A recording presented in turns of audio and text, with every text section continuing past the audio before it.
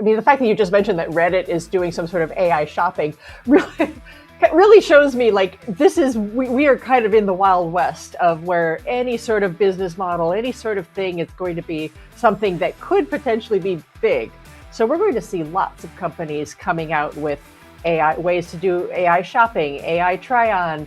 I love this stage where every day there's like a new big announcement from a company that you have to look at and go, is this going to be the next big thing? Welcome to the Retailgentic podcast, where we explore the intersection of retail, e-commerce, and AI agents, which we call Retailgentic. Our mission is simple. We are shining a bright light on the new Agentic AI shopping megatrend, which will disrupt the trillion-dollar digital retail market. The stakes are high. Google, OpenAI, Microsoft, Perplexity, Amazon, Apple, Meta, and Anthropic are all fighting to be the consumer AI shopping agent winner. There are going to be some tough decisions for online brands and retailers to make. What happens to checkout? How should payments work? Should you continue to invest in retail media networks? What does the world look like when over half of your traffic is not from humans, but from AI agents? These existential questions are the tip of the iceberg. On this podcast, we're talking to industry experts, analysts, and influencers to get answers to these questions, identify trends, and best practices. This is Retailgentic, your podcast partner in navigating our AI shopping agent future. And now here's your host, Scott Wingo. Welcome to this episode of Retailgentic. One of our most popular topics at this moment in the growth of agentic commerce is the intersection of advertising and agentic commerce. As we recorded this, ChatGPT was about 30 days into their test of their ad program, and because of that, and where we are right now, I was very excited to welcome today's guest, Debra Aho Williamson, to the show. She's the founder and chief analyst at Sonata Insights. Previously, she spent over 19 years at eMarketer and was one of the earliest analysts to start tracking social media and its importance on the ad and e-commerce industries. She now has a newsletter Substack called the AI Ad Economy that I highly recommend subscribing to. In this conversation, we talk about the ChatGPT ad rollout, the competitive AI advertising landscape, what some of the retailers are doing around this intersection, such as in Sparky, Rufus, and the Target shopping assistant, how brands and retailers can start preparing today for where she sees this going, and finally, we talk about where Debbie sees agentic commerce and ads intersecting and going in the near future.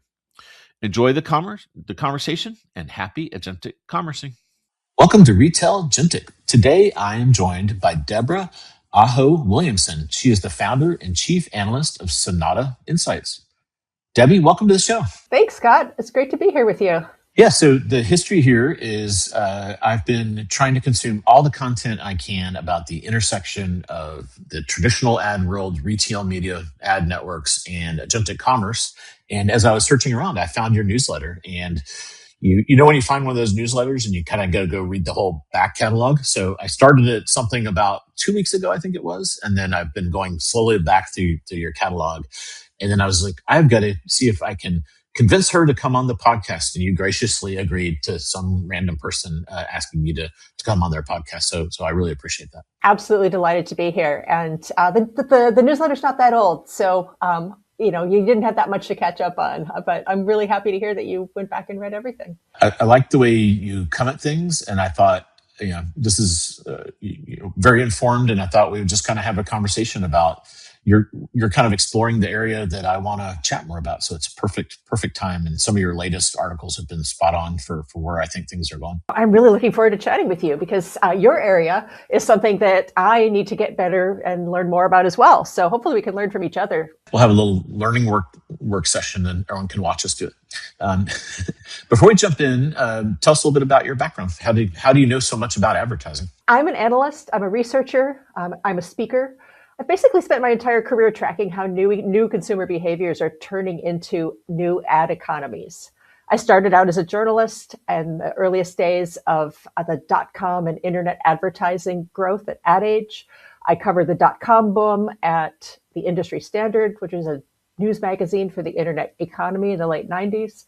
I spent 19 years at eMarketer as an analyst writing research about consumer demographics, and I was one of the earliest analysts to identify social media as being something that marketers should pay attention to. I wrote my first report about it in 2006 when Facebook was 2 years old. I published 120 reports over 17 years, chronicling the growth of social media. And now at Sonata Insights, I am on to the next big transformation in consumer behavior and marketing and advertising, which is obviously what we're here to talk about today, consumer AI behavior and the impact on marketing and advertising strategies. And what is that doing to discovery, to media, to paid strategy? I love playing at this early stage of business and of changing technology and changing marketing, because we don't know who the big players are going to be. We don't know which ad models are going to be the ones that are successful. We know that things are changing dramatically, but there's so much possibility ahead. And that is an area that I absolutely love participating in and thinking about and writing about and helping my clients strategize about. I have one random question about when your time at eMarketer. I love their little charts. Do they coach you as one of the analysts? Like whatever you do, your report has to generate one of those little charts. Is that like a thing there? Oh, the red and black charts. I mean, when the founders of eMarketer created those legendary red and black charts, I don't think anybody realized just how ubiquitous they're going to be. But it's really become, absolutely became a signature. As soon as you see one of those red, black, and gray charts, you know that it's an eMarketer chart. And I love that they created that signature. Hopefully I'll be able to do that with my own work at Sonata Insights. But it was something that we all had to learn how to do, was take that data, translate it into red, black, and gray, and put a headline on it, put our methodology on it, and lo and behold, these charts appeared everywhere. Presentations, websites, other people's reports. They live on in a lot of places for sure. In startup pitches, I'll be watching some random startup pitch, and there'll be there's an eMarketer chart. You can see it instantly because of the shape. But it's like in an area I didn't know eMarketer. Like in my world, eMarketer is like in the e-commerce, and I've seen some ads, and now some of the stuff they do. And but it'll be like some other thing. I didn't realize eMarketer went into so many verticals. It's interesting. Yeah, absolutely. And advertising, e-commerce, mobile, you name it. I mean, there's a lot that eMarketer covers, and I love my time there. And I learned a lot there. A big part of my research that I do today is based on the foundation that I built at eMarketer, which is really understanding. You look at a lot of data, there's a lot of research, a lot of surveys that get published. I learned really quickly at eMarketer how to identify what was a good research methodology, what was a good survey, how do you actually know that these results are objective and responsible and not just promotional hype, which we know a lot of research does and is. So I bring that a lot into my business too. So when I'm doing custom research with clients, we're always looking to be as objective as possible. N equals 5 is not enough. That's all I know about surveys. That's right. The bigger N is, the better. Yes, that's right. That's right. A minimum 1,000 in a consumer survey, if possible. That was one piece of training I got at eMarketer. And let's talk about your newsletter now. What inspired you to start a newsletter? And tell everyone how they could subscribe. We want to get you some subscribers here. And then also, who do you kind of view your audience? When I'm writing my letter, I kind of know who I'm writing towards. Who's your audience you're writing your newsletter for? Yeah, so my newsletter is called the AI Ad Economy. It's on Substack and LinkedIn, and so you can subscribe in your favorite destination wherever you like to hang out. But it's really about identifying where consumer AI behavior meets advertising and what are the growing advertising strategies to meet those consumers in AI platforms, services, apps, you name it. So we all know ChatGPT right now has advertising. I'm tracing that as well as the growth of advertising in places like Copilot, Rufus, Walmart, Sparky, Perplexity. Of course, Google with Gemini, AI overviews, AI mode. These are just the beginning. But this newsletter really is a fun playground for me to track the trends, the insights, the people, and the companies that are shaping this new wave of advertising. And you asked who it's for. So it's for a pretty wide audience, people who work in marketing, CMOs, agencies, publishers, digital media companies, investors, anybody who really needs those signals that beneath the headlines. And we all know there's so many headlines in AI these days.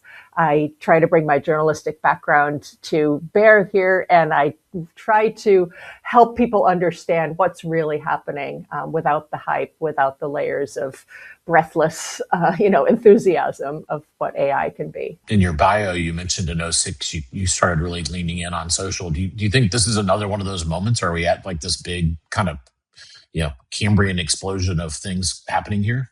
Or is it too early to call?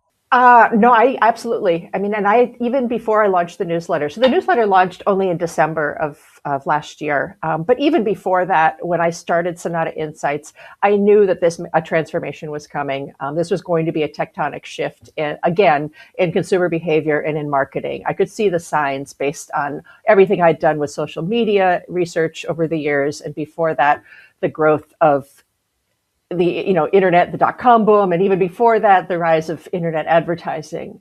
So you see these things happen. You see consumer behavior starting to shift, and you see the marketers going, "Oh wow, I need to be there. I need to really understand where my consumer is," because suddenly they're not using search. They're going to this other thing, ChatGPT or whatever, and they're finding information. I need to be there, and there's a lot of similarity to where marketers were with social media.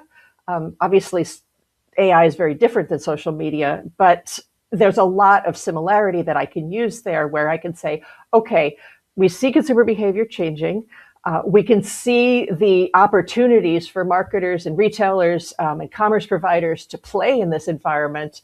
They're not entirely formed yet, but I fully believe, yes, this is one of the biggest tectonic shifts in advertising, media, and marketing that is going to happen. And we're just at the very beginning. We're like in, year one of this transformation. And think about social media. I mean, social media, 2004 was when Facebook started. That's when I date social media. 22 years later, social media has grown from maybe $1 billion in ad spending at the beginning to billions and billions just for one company, Meta. We are at that earliest stage right now with AI and the impact of AI on marketing and advertising. So I'm super excited to see what's going to happen in the next 5, 10, 20 years. Let's kind of take it chronologically and start with kind of where you see us today. And you did a very good job of rattling off all the companies there. So, I find people love to, there's a bit of a weird obsession with ChatGPT. So let's start with that one. And they kind of famously announced kind of on a Friday afternoon, we're doing an ad test, and there was like a big uproar. And then we had the Super Bowl commercials and all that thing. You just recently wrote a really good article about, again, you're very good at like not getting pulled into the drama on that, which I appreciate. Although the drama is kind of fun. For sure. I don't know if you saw sure. They were at the event in India and they wouldn't touch each other. Did you see that? There's like a whole nother drama today. Yes. Yes. Yes. And Sam and Dario are going at it. And but what are you seeing and hearing about the ChatGPT rollout of these tests that they're doing? Well, it's very early, and ChatGPT is very, very careful to describe it as a test. Do I think they're going to do this test and then say, "Oh no, I guess we're not going to do advertising. Didn't work"? No, this is a test that's leading towards something much bigger. ChatGPT is hiring for ad engineers, product managers, developers, people to lead the ad business. So this is not something that they're going into lightly or as an experiment to just kind of see if maybe advertising fits. This is definitely the start of where advertising might be going within ChatGPT. It is early, right? And I think that there's a lot of things that are going to change over the next couple of months as we start to see some results from these early tests. One thing that I know that ChatGPT and OpenAI have been leaning really heavily into is the idea of trust. And that means the ads are separate. The ads are clearly identified as ads. The ads don't impact what people see in the responses that they get. I mean, ChatGPT has been very, very careful in all of its framing around this launch to make that very clear. It's important, right? I mean, you think about it. I mean, you've built this sort of new economy, this new environment where people are going to get information. I mean, heck, today I was just looking for restaurants to go and try out because I'm currently in San Diego for a little while, and I wanted to see like what are some cool restaurants. I didn't necessarily want to be influenced by an ad at that point. And so this kind of behavior, this kind of interaction between advertising and marketing, and where does the line draw between this organic information and the paid information, is something that ChatGPT is definitely still figuring out. And I think the tests will show a lot about where those lines are, and also, honestly, what people are comfortable with, because we don't really know. This is all new. I think another thing that is really interesting and will definitely change is that the ad formats right now on ChatGPT are kind of boring. I mean, they're pretty basic, right? I mean, you look at them, I mean, you've probably seen some examples and things floating around out there, but they're just search ads. They're like, textual search ads with the picture and search copy. And people have told me, who are involved in the test, that there's a reason for that. It's because they are search ads, right? They are not uniquely designed at this point for ChatGPT. That made it easier for advertisers to launch into the program. That made it easier for advertisers to probably compare performance because they have an identical ad unit that they can compare on ChatGPT versus maybe where it appears somewhere else in search. And that made it easy then, I think, for maybe consumers to be like, oh, okay, I recognize that. I've seen an ad that looks like that. Do I think that this is the exact ad format that's going to continue on ChatGPT? No. These are just the very earliest days. So that's what we're seeing right now, is just the bare minimum of what an ad might currently look like, but it's not necessarily what it's going to look like in the future. And it's probably too early to call, but do you agree that this trust thing is the line they can't cross? And kind of embedded in there is, and a lot of people feel like Amazon has kind of jumped the shark on ads. Like you can't, I look for these Veggie things for my dogs, and it's like 1,000 ads, and then the thing I'm looking for, it's almost like hide the cheese kind of a game that Amazon plays now in the search experience, and then a lot of people feel the same way about Google. So in some ways, you could argue that that's why people like the experiences, because it doesn't have ads, yet they're adding ads. Do you think they'll be able to navigate that? Do you think that's the right thing to try to navigate? I do want to touch on that, but first I have to ask you, what is a veggie dip for dogs? I have to know about this. It's veggie dipped, DENT, and it's so the little what are they called? The ones that look like a little bone. There's milk bones, and then the greenies.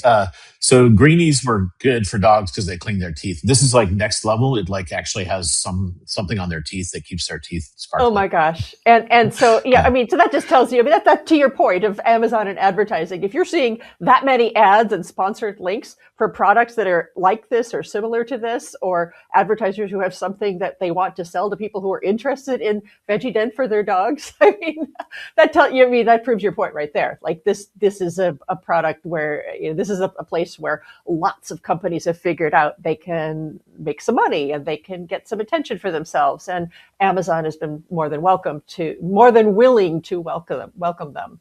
So I totally see your point. I think there's some really interesting parallels here, though, to what Amazon did. And I'm sure you know this almost better than I do, but Amazon existed as an online retailer well before it had advertising.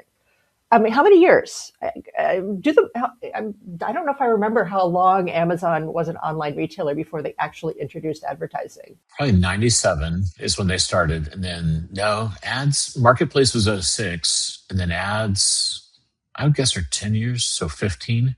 So 18 years, I guess 18 years. All right. So Amazon existed for a really long time before advertising. And now Amazon is one of the largest sellers of digital advertising in the world, right? I mean, you've got Google, you've got Meta, of course, ahead of that. But if you look at Amazon, I mean, it's right up there. So it's been able to successfully build an advertising business. And people are still using Amazon. People are not like going, ads, too many ads. Maybe they're running away a little bit, but they're still using Amazon. ChatGPT obviously started incorporating advertising way sooner, right? But to me, I mean, everything about AI is moving faster than it ever moved for Amazon back in the day. I mean, it made sense why Amazon took a long time to incorporate advertising because it was building a business in a different era than we are now. And so the fact that OpenAI already has advertising, I think just tells you about the speed at which this transformation is taking place in how people are discovering, finding, researching, and eventually buying things. And I don't think OpenAI could afford to wait a year, 2 years, 5 years. They needed to move fast because they knew what they had built in terms of something that would be valuable to people. And then I think they realized that this is also going to be a really valuable audience and environment for advertisers. So to get back to your question about trust, I know you asked me though about trust, and I don't want to. They have an interesting problem in that they've got this iceberg of free users, right? So something like 98% of the users of ChatGPT are in the free tier. And I think they thought maybe more of them would pay up to get the faster, better. But I think people are hunky dory with the free version. So then they're like, well, that freemium model may not be working as fast as they wanted to, could be part of, which is kind of ads do help us have, a lower cost Netflix, broadcast TV. They do serve a role for that freemium kind of a tier. Absolutely. And we've seen in past scenarios, companies rolling out ads after saying, oh, we're never going to have ads. You mentioned Netflix. That's a great example of a company that for years said, no ads on Netflix, no ads on Netflix, no ads on Netflix. And then suddenly, well, there's ads on Netflix. And I think that they've been able to build a decent business and ad support. Some people will watch ads to get a lower price for Netflix. So OpenAI, we all know OpenAI is losing, has invested billions and billions of dollars in infrastructure and everything that it needs to run its business. So of course, OpenAI needs ways to generate revenue. Subscriptions, obviously, and enterprise, two really important places for OpenAI to generate revenue. But advertising, obviously, another one. And, Fiji Simo, who's the head of applications at OpenAI, came from Meta, came from Facebook. She knows about businesses that were built on the foundation of advertising. So I think definitely, advertising is going to be a part of OpenAI. It's going to start to help pay the bills, and I think it's going to ramp up pretty quickly once they start to really put their minds and their AI into developing interesting new ad formats that we probably haven't even seen or thought of yet. What did you think of the mix of people that were in there? I remember, so I've seen Target, Williams-Sonoma. There was another one I can't remember. Do you have a list of like the people that have admitted they're doing it yet, or and what do you think about that mix? Yeah, I mean, I've seen various lists floating around. Yep, Target, Williams-Sonoma definitely being on there. Albertsons, retailers are very heavy into this, and I saw a really interesting chart from Sensor Tower that looked at the early players, a pie chart, and looked at the early advertisers that it was able to find on ChatGPT. And I don't have the numbers in front of me, unfortunately, but I want to say it was something like almost a quarter of the advertisers were in the retail category. And that makes a lot of sense because retailers, I think, sense both an opportunity and quite frankly, a risk in a company like ChatGPT or a place like ChatGPT and what people are doing there. The opportunity, obviously, is to integrate and become a place that ChatGPT refers people to so that they can purchase on that retailer site. The risk, of course, is that ChatGPT doesn't refer to the retailer and the retailer gets left out of the equation. And so I think, it's very, very smart and very wise for retailers to be among the first advertisers on this platform because, they want to demonstrate, they want to learn, they want to participate. It's that old kind of frenemy conversation. Like, you want to get in bed with a new company, a new tech company, because you're afraid of them, but you also want to learn from them. And I think that's where retailers are in this equation.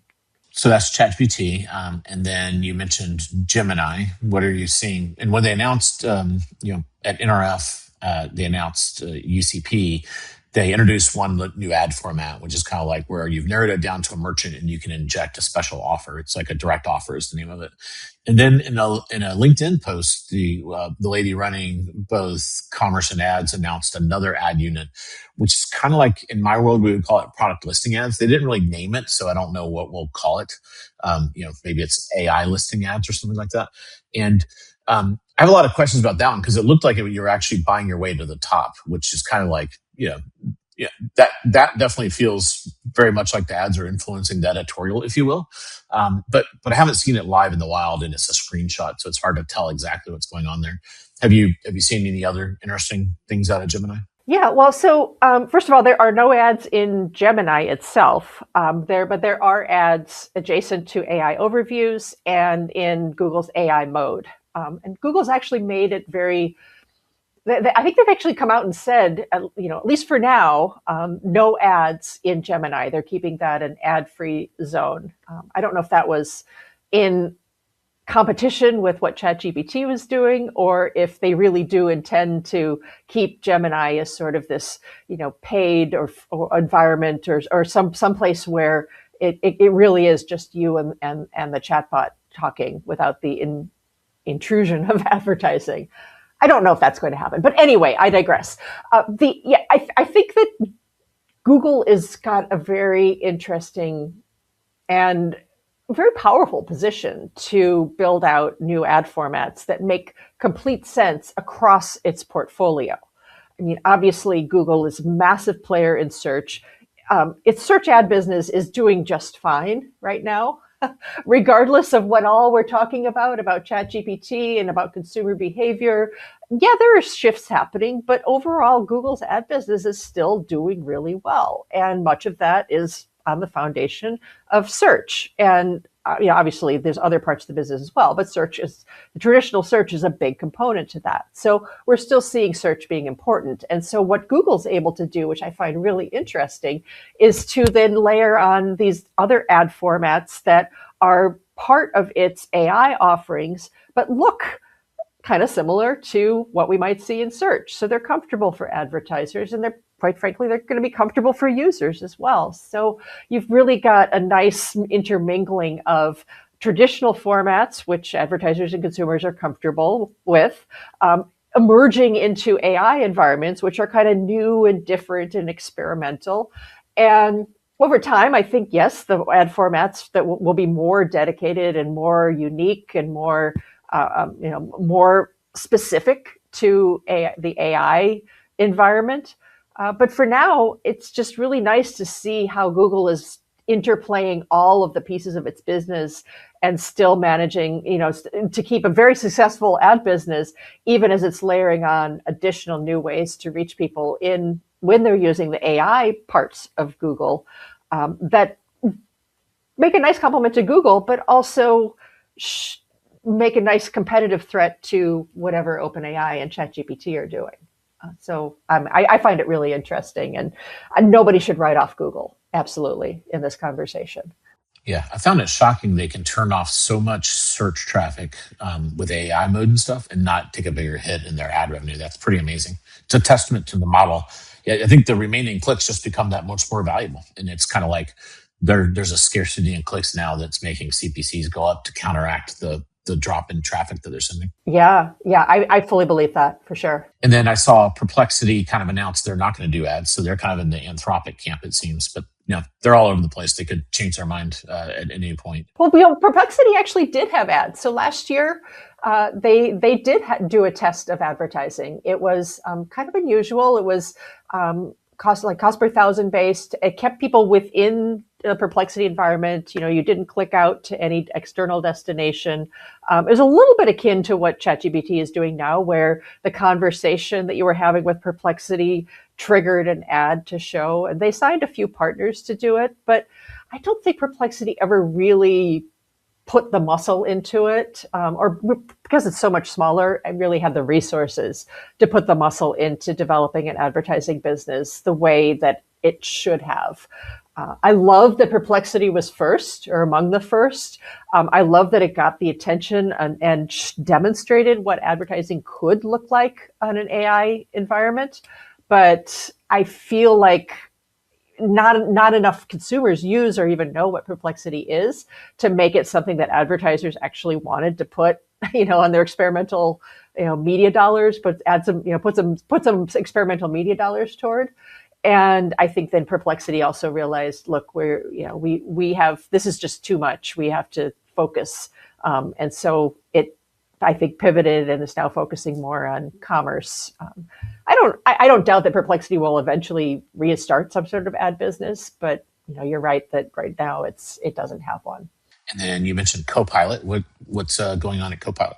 Copilot's another interesting one because obviously Copilot's really tied into Bing, really tied into Microsoft advertising and everything that Microsoft is doing through its ad business. So Copilot kind of runs under the radar. Not that many people really think about or have explored the fact that Copilot has had advertising for many months, probably a year, almost a year or even more. There's been ads in Copilot. They're very basic. They look like search ads, just like what ChatGPT is doing. But I find it really fascinating that there's, I would say Microsoft probably has gotten a lot of learnings about what works and what doesn't work. They haven't really shared too many of those. I'd love to interview them. Microsoft, if you're out there, I'd like to talk to you for my newsletter. We do have a lot of Microsoft folks that follow. So all right, good. You may be heard. Yeah. Come find me. I want to interview you. I want to learn more about what works and what doesn't work in Copilot advertising directly from you and talk about it in my newsletter. So quick promo aside, I do think it's interesting. I mean, Copilot's a very different environment. I mean, it doesn't get as much buzz. It's much more kind of work focused and business focused. I think a lot of people are using Copilot just maybe in passing as they're using Word or Excel or making PowerPoint presentations. But I'm very appreciative that Microsoft has taken the early step to incorporate advertising. And then, so Anthropic announced they're going to do e-commerce or agentic commerce. So we know they won't do ads because it's like they kind of threw the gauntlet down on that. I think they made that loud and clear in the Super Bowl, didn't they? Yeah. And then, were you surprised to see Meta announce on the earnings call? You may not have seen this, but you probably did. Mark Zuckerberg said they're working on some agentic commerce tools. Now, I read that as consumer based. Some other people argue it's more for merchants, but we'll see where it comes out. Do you think that they see this as a big threat and they need to? Obviously, they're spending a lot on AI. But I thought it was interesting. They were kind of leaning into commerce because they kind of abandoned commerce in my world for a while and partnered with Shopify instead. It is really interesting. So Meta is the second largest digital ad seller in the world behind Google. And so Meta knows how to put ads into its surfaces, its consumer experiences. If you had asked me a year ago which companies would be successful or maybe even first or second out of the gate when it comes to advertising in AI, I would have put Meta there. I would have said, okay, Meta is a company that first of all, it has a huge ad business. It knows how to sell advertising. It knows how to create successful ad products. It's creating a bunch of consumer facing AI platforms. Why isn't there advertising there? And the answer, I think, is really simple, which is that Meta has decided, at least for now, that that AI is going to be better suited to help its existing advertising perform better. So they're just using AI as part of the infrastructure to make the ad, to help improve the ad targeting, to allow advertisers to create multiple creative variations, thousands even of creative variations, and then on the consumer side, they're using AI to figure out which content people want to see and show them more of that content, so that keeps them on the platform longer, which turns into more advertising opportunities. So Meta has been really smart about using AI in those ways, and I think has been probably one of the most successful digital companies in incorporating AI on the back end of its advertising business. But I'm super surprised that they aren't selling or trying to come out with advertising in the consumer-facing AI. When you open up Meta, like Instagram, and you search, you get an opportunity to search on Meta AI right there. Like, there could be advertising there, but they just haven't done that yet. And I don't know who invented this, but it's definitely pretty prevalent in and Rufus, and then I think Sparky has it as well. And it's a sponsored prompt. Have you seen the sponsored prompt? And I kind of like that ad format because it feels more like AI native to me. And it's kind of mixed in, so you're choosing as the user to kind of see it. You're not like having to see it. So I kind of like that one, but I may be in the minority there. Yeah, I think that's interesting. And that kind of brings us back to what we talked about with ChatGPT, which is, where is that line between you're having a conversation with the AI and you're getting information and it's sharing information with you? When is it appropriate for an advertiser to sort of slide into that conversation? And if any company would find a way to do that successfully, I feel like Amazon and Walmart are really well positioned, because they know how to drive people from searching and looking around and trying to find things to actually buying something. They're actually really, really good at that. So I'm not surprised that these are the kind of ad formats that a company like Amazon would be leaning into with Rufus. I haven't seen much about the performance. Amazon doesn't. I don't know if you've seen much, but Amazon doesn't talk very much about Rufus advertising. It talks more about the impact of Rufus on consumer behavior and how much people use Rufus. And I've seen third-party data as well about how embedded Rufus is already into the process of using Amazon. So I feel like it's laying the foundation for a bigger advertising business there. But what they're doing right now, it seems to me like it makes complete sense.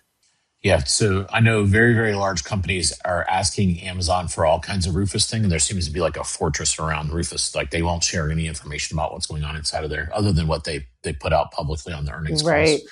Yeah. So yeah, so I don't think there's any way to know what's going on inside of that. Well, the other thing to say too is, obviously, Walmart and Amazon are two of the largest players in retail media.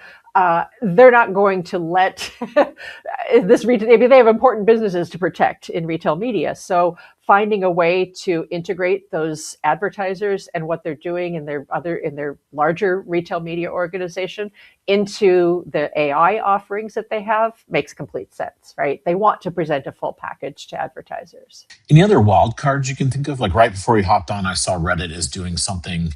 They announced a new AI shopping search engine that kind of is going to, it kind of aggregates up all their reviews, and it's got like a little scrolly bar of different products. I thought was, it's like a very weird time. Everyone's doing different things. Pinterest is another one that, they've got to do something because they're kind of in trouble, I think. And then I bet you've probably are really dialed in on TikTok. I always wonder, like, is TikTok going to get in this, or is TikTok shops just perfect and they're not really going to jump into the AI world at all? Yeah, well, we haven't talked too much about AI-driven commerce, or because we talked mostly about the advertising side of the business. But you're right. The fact that you just mentioned that Reddit is doing some sort of AI shopping really shows me, like, we are kind of in the Wild West of where any sort of business model, any sort of thing, is going to be something that could potentially be big. So we're going to see lots of companies coming out with AI ways to do AI shopping, AI try on, see what something looks like, in your house with AI. And, oh, by the way, here's the advertiser that can sell it to you. I love this stage where, every day there's like a new big announcement from a company that you have to look at and go, is this going to be the next big thing? looking back over my years of researching social media and all the news that happened then and the things that I covered, we know that maybe 20% of what actually gets announced ends up being something interesting and consequential to the development of the business. But it's really fun to see all these players recognize that, how AI is being incorporated, not just behind the scenes in your company, but more and more as a front end to the consumer experience is really important. It's been the foundation of my business, looking at consumer behavior. So every time I see something like what you're talking about, it just makes my eyes go, okay, wow. We are just really in an exciting era for how consumer behavior is going to change. Let's kind of flip it and look at, imagine your clients are, and we don't need to know any names, of course, but imagine they're more on the media buyer side, right? So they're kind of trying to navigate all these new things. What are some of the topics top of mind with them, and where do you think are some best practices you're seeing? Kind of, I know it's early, but develop. You mentioned, did you call them test budgets or exploratory budgets or something like that? So it seems like they must have I don't know anything about the media buyer. It seems like they seem to have some dollars set aside for trying things. So that's interesting to know too. For sure. And I've written about this in my Substack. I wrote a whole piece about how organizations can prepare for AI media and how to know if your organization is ready to participate in AI media. And by the way, AI media is a term that I'm trying to popularize. I think about like social media and retail media. AI media is exactly what we've been talking about today, which is the advertising business that's developing on platforms like ChatGPT.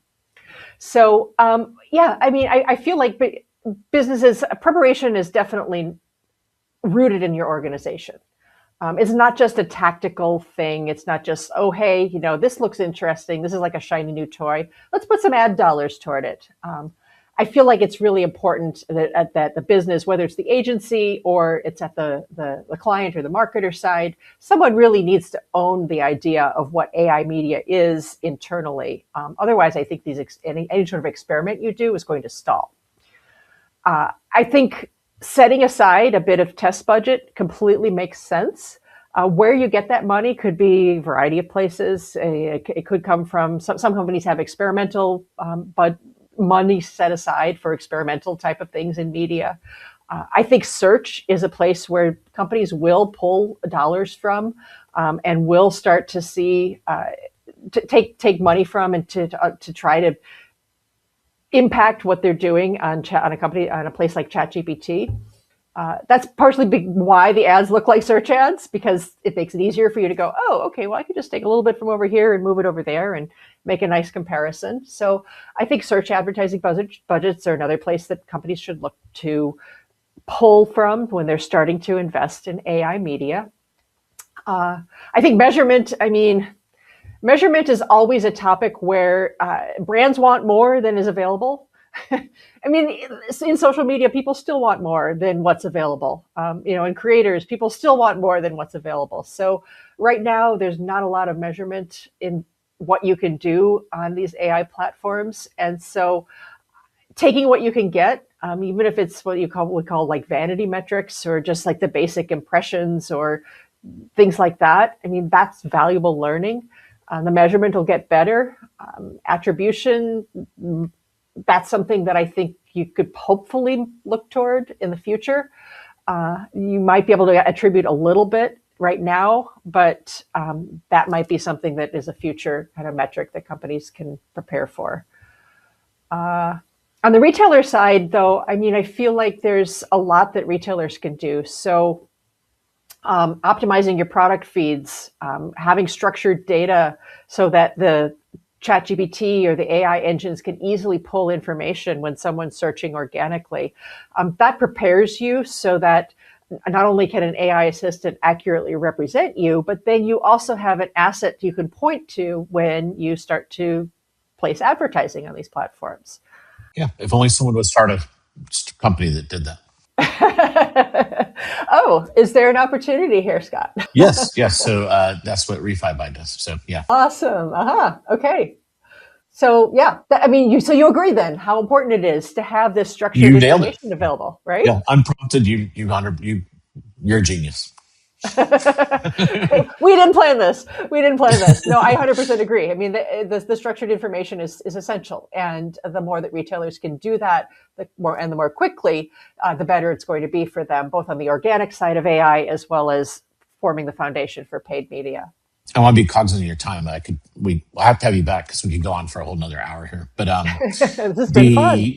I've been learned a ton. And the kind of looking forward, where do you think this goes? And like, in my world, because I'm kind of dialed in on the retail part of it, I think there's a thing that's kind of like retail media where there's ads built on these new protocols like instant checkout and things where it'll be easier to track, kind of like retail media, because there'll be a transaction, that'll be hosted at ChatGPT or AI mode or wherever. But at least you don't have the endless attribution kind of argument. There's kind of like, boom, we sold something.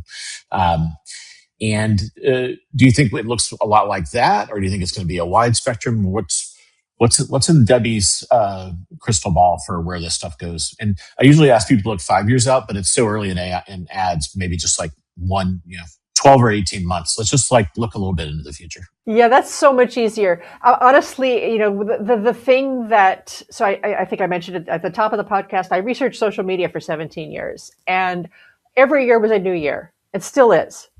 Every year something new happens, a new platform comes out, a new controversy happens, a new ad format comes out. Something happens in social media every single year to make it a new year and new and exciting. AI, I feel like every month is a new year when it comes to this. If you understand my analogy, like basically every month we're like, wait, a month ago we hadn't even heard of this, and now it's everywhere. And then 2 months later, it's something else. And 3 months later, it's something else. And so I feel like even looking 1 year out is a challenge, but I'm going to try. So let's talk about ad formats. So we talked about how the ads are kind of boring. They look like search ads. They're not too exciting. That's just barely scratching the surface. I think that ChatGPT is not always going to be just like a basic little search box in the middle of the page. There's going to be different ways that you interact and engage with ChatGPT depending on what you're doing, whether it's shopping, whether it's looking for entertainment, whether you're planning travel. There are going to be different interfaces, and that will open up the opportunity to have different types of ad formats, more akin to the spectrum of ads that advertisers are used to. Video ads, I know ads look like social media ads in environments that are a little bit more social, ads that lead to direct purchase opportunities. So I feel like we're really just at the beginning stages of what advertising is going to look like. I expect there will be brand new formats that we have never heard of before, that advertisers are going to have to get used to. We saw that with social media, where companies like Facebook came out with ads that looked just like content in the feed, and you had to figure out, well, how do I, as an advertiser, show up, among all of those feed posts that are in someone's social media feed. They did figure that out, and it became hugely successful. So I feel like in AI, we're going to see formats that we've never even comprehended before. And then, honestly, there's so much talk about agents and agentic commerce. And I think that is a shift we're going to see more and more development in over the next few months and into 2027. The ability to have an agent go out and buy for you, to make a transaction for you, is going to start to become more of a reality.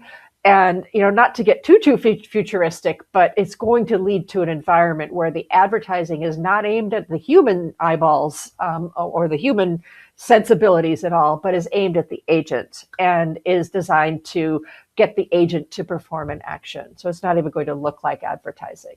We might start to see glimmers of that in the next year.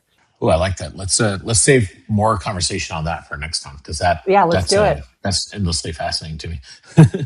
And maybe there'll be even ones for the open clause that everyone's like, there's a set of my friends that have like gone way off the deep end on that. I don't know if you know any of those people, but there's open claw Maximus now that are just like way deep into that, and they have it doing all kinds of these types of things. Yeah. I mean, so we're talking about open claw right now. I mean, I would love to come back in like 3 months and talk about whether we are still talking about open claw or we are going, oh gosh, that was so 3 months ago, like, because we moved on to something else. Debbie, I really appreciate it. I want to be cognizant of your time. Appreciate you coming on.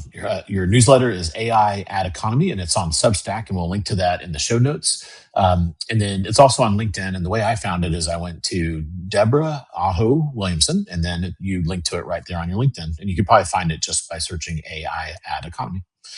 Anything else, any other places people can find you, or are those the two main spots? I'm really active on LinkedIn, so definitely follow me there. I write about this and talk about all the trends in what's happening in AI and advertising there. And yeah, it's been really great to talk to you and to learn a little bit more about your business as well. Thanks for getting us up to speed on the AI ad economy. We'll have to have you back soon.